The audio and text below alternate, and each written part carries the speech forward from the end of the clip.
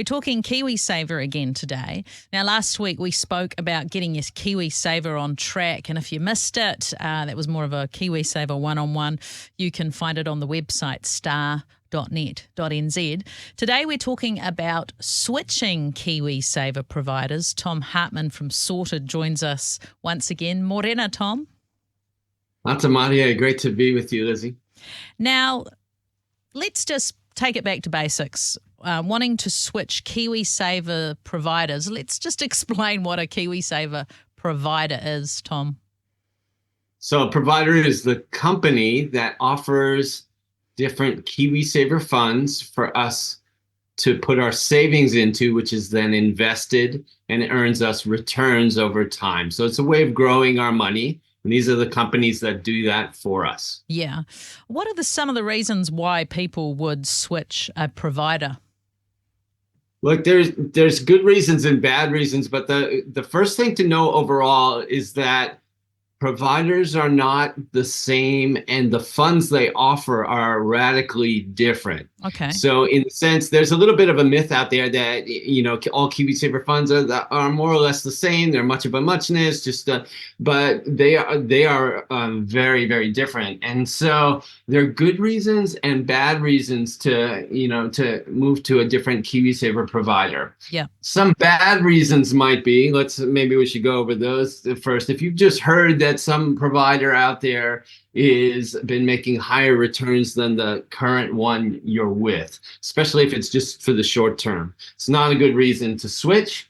And then also, if someone recommends a different provider to you, but that recommendation came from someone who actually benefits from it, like an advisor. If an advisor gets paid, or if it's the company gets paid, it's okay to ask questions about this. And then if you're being pressured by, say, your bank or something like that, you use them for some services and they're like, hey, move your Kiwi Saver over with us, not a great reason to switch. Yeah. But if we talk about good reasons to switch, let's talk about those.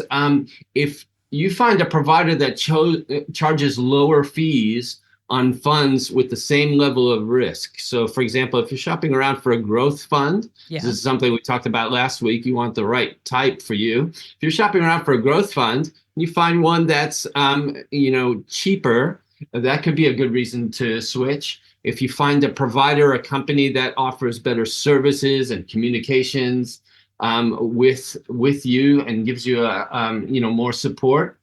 And you can also might want to switch if your current provider is making returns or getting results that are typically lower than everybody else.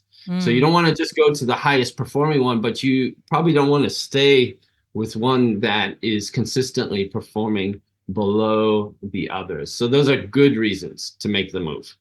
I think for some of us, Tom, our Kiwi Saver happened and we just by default perhaps ended up with the bank and didn't look any further. Do you find that a lot with people? Yeah, well, the system actually is made for that, to go into default funds before people make an active choice of which fund they're in. And that's not a bad thing. So you end up going into a default fund with one of 6 providers. But at a certain point, you might want to shop around. And on sorted.org.nz, we've built a tool to help you compare different providers and the different funds that they offer. It's called the Kiwi Saver Fund Finder. Oh, that sounds good. The Kiwi Saver Fund Finder. Yes, because that's something I was going to ask you, is that, you want to get more educated on these things, but where do you go? You obviously go to the Sorted website. I guess one of the reasons people might switch as well, or one of the many reasons, is about, ethically what people are investing in. You'd find that sort of thing, Tom? Yes, absolutely. So what we recommend is the most important decision is to get into a fund that's the right risk level for you. You want to look at that the fees are reasonable, because we actually pay a lot of money for our savings to be invested over time. And we advise to look at those services. But another thing to look at, another criteria to look at, is what the fund is investing in and how ethical those choices are. And we're lucky to have Mindful Money. I don't know if you've heard of that, but if you Google Mindful Money, it's a site that's dedicated to showing what exactly is inside these funds that we're investing in, what companies they are, and if there are any ethical concerns that come along with them. Yeah. I think the other thing for those of us who, maybe aren't so, the Kiwi Saver comes out of our pay each week and we don't think about it too much, is that it's not just Kiwi Saver, it is our money being invested, isn't it, Tom? That's right. And again, this is it's not just your money. It's actually, if you're an employee, the employer contribution and the government contribution of up to $521 every year. All that money is going into one of these funds and it's being invested. That means it buys things like shares and bonds. And that money over time is growing for you in the future. And over really long periods of time, most of the growth is going to come from the way it's invested and those returns that's coming back to you. Yeah. And you've mentioned it a couple of times about fees between providers. Is it really that big a deal that the fees that can be quite different between the different providers, Tom? Yeah, one of the things that the Fund Finder does is calculate for you how much you might pay in fees up to age 65. Ooh. Adds them all up.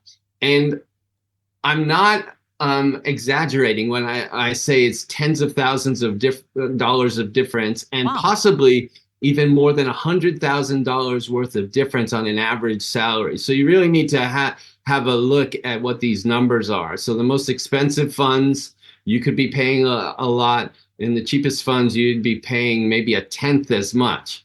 But you really need to see if you're getting value for money. So we're not recommending get the cheapest overall, because a provider might be really good at getting you better results. So Yeah. it's about the returns you get, the results after fees are taken out. But it's a lot. Yeah. And because we don't get a bill for it or any invoice to pay, it's happening behind the scenes. So we need to be really savvy when we compare. Oh, that's true, isn't it? Because, for a lot of us recently, like I've noticed the house insurance has gone up. I'm like, oh, but I see that. Yeah, you can see that more easily. But this is, like you say, it's discreet and it's behind the scenes. And so that's why we need to be savvy, Tom. That's why we need to get you on each week and fill us in on the things that we need to learn. So the name again of that fund, Kiwi Saver Fund Finder, isn't it? It's on the... Yeah, that is the tool that's made to help people pick the right Kiwi Saver fund for them. Yeah.